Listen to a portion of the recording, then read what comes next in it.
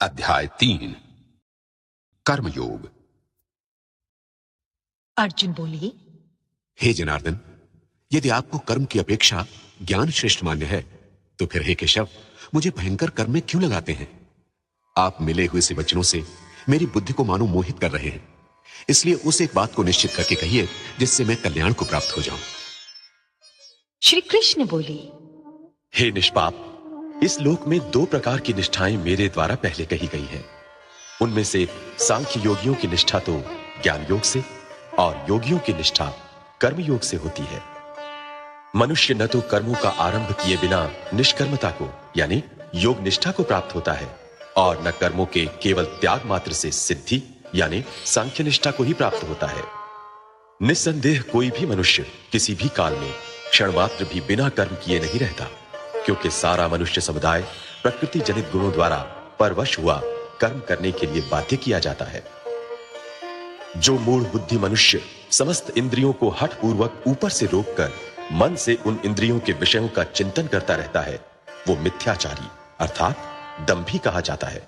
किंतु हे अर्जुन, जो पुरुष मन से इंद्रियों को वश में करके अनासक्त हुआ समस्त इंद्रियों द्वारा कर्म योग का आचरण करता है, वही श्रेष्ठ है।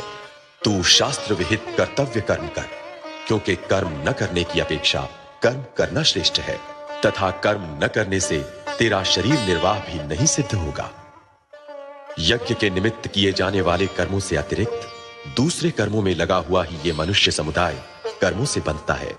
इसलिए हे अर्जुन, तू आसक्ति से रहित होकर उस यज्ञ के निमित्त ही भली भांति कर्तव्य कर्म कर। प्रजापति ब्रह्मा ने कल्प के आदि में यज्ञ सहित प्रजाओं को रचकर उनसे कहा कि तुम लोग इस यज्ञ के द्वारा वृद्धि को प्राप्त हो। ये यज्ञ तुम लोगों को इच्छित भोग प्रदान करने वाला हो। तुम लोग इस यज्ञ के द्वारा देवताओं को उन्नत करो और वे देवता तुम लोगों को उन्नत करें। इस प्रकार निस्वार्थ भाव से एक दूसरे को उन्नत करते हुए तुम लोग परम कल्याण को प्राप्त हो जाओगे। यज्ञ के द्वारा बढ़ाए हुए देवता तुम लोगों को बिना मांगे ही इच्छित भोग निश्चय ही देते रहेंगे। इस प्रकार उन देवताओं के द्वारा दिए हुए भोगों को जो पुरुष उनको बिना दिए स्वयं भोगता है, वो चोर ही है। यज्ञ से बचे हुए अन्न को खाने वाले श्रेष्ठ पुरुष सब पापों से मुक्त हो जाते हैं, और जो पापी लोग अपना शरीर पोषण करने के लिए ही अन्न को पकाते हैं, वे तो पाप को ही खाते हैं। संपूर्ण प्राणी अन्न से उत्पन्न होते हैं। अन्न की उत्पत्ति वृष्टि से होती है, वृष्टि यज्ञ से होती है, और यज्ञ विहित कर्मों से उत्पन्न होने वाला है। कर्म समुदाय को तू वेद से उत्पन्न और वेद को अविनाशी परमात्मा से उत्पन्न हुआ जान। इससे सिद्ध होता है कि सर्वव्यापी परम अक्षर परमात्मा सदा ही यज्ञ में प्रतिष्ठित है।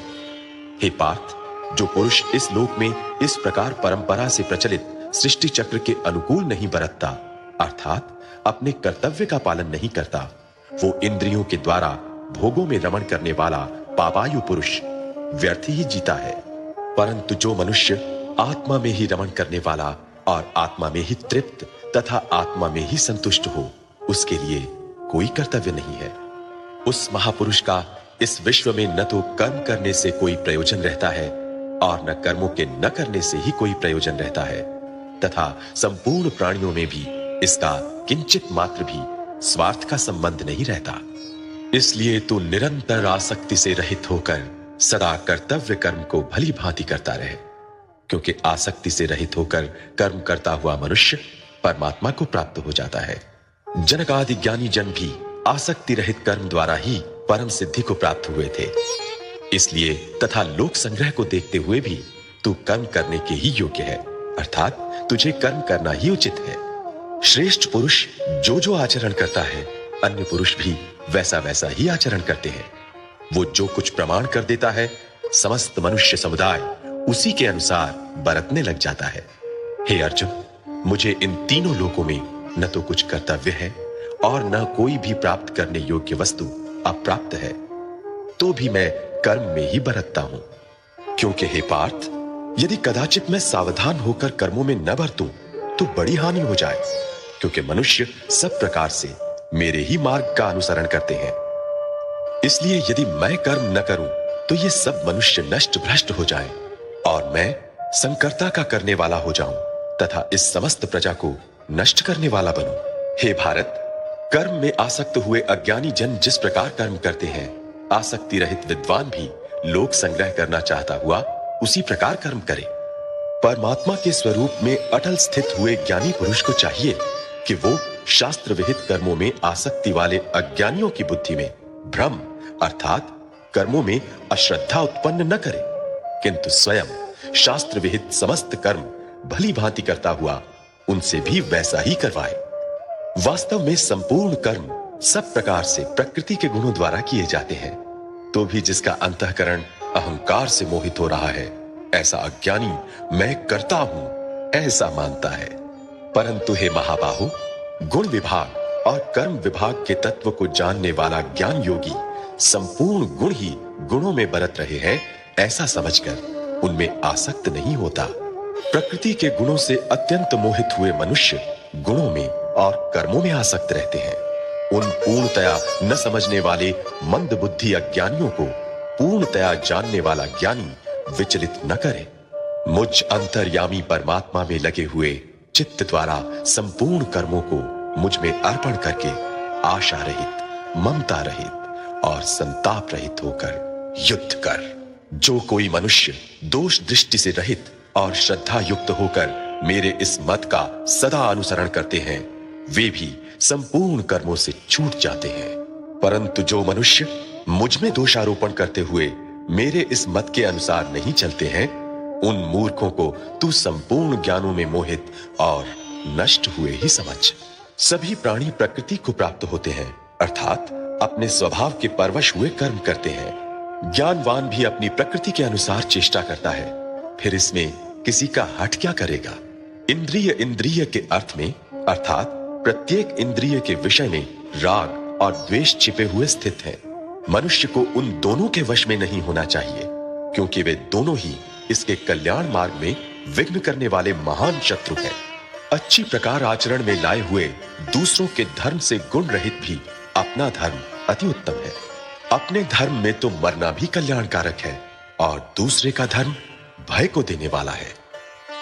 अर्जुन बोलिए, हे कृष्ण, तो फिर ये मनुष्य स्वयं न चाहता हुआ भी बलात्कार से लगाए हुए की भांति किससे प्रेरित होकर पाप का आचरण करता है? श्री कृष्ण बोले, रजोगुण से उत्पन्न हुआ ये काम ही क्रोध है। ये बहुत खाने वाला अर्थात भोगों से कभी न अघाने वाला और बड़ा पापी है। इसको ही तू इस विषय में बैरी जान। जिस प्रकार धुएं से अग्नि और मैल से दर्पण ढक जाता है तथा जिस प्रकार जेर से गर्भ ढका रहता है, वैसे ही उस काम के द्वारा ये ज्ञान ढका रहता है। और हे अर्जुन, इस अग्नि के समान कभी न पूर्ण होने वाले काम रूप ज्ञानियों के नित्य वैरी के द्वारा मनुष्य का ज्ञान ढका हुआ है। इंद्रियां, मन और बुद्धि ये सब इसके वासस्थान कहे जाते हैं। ये काम इन मन, बुद्धि और इंद्रियों के द्वारा ही ज्ञान को आच्छादित करके जीवात्मा को मोहित करता है। इसलिए हे अर्जुन, तू पहले इंद्रियों को वश में करके इस ज्ञान और विज्ञान का नाश करने वाले महान पापी काम को अवश्य ही बलपूर्वक मार डाल।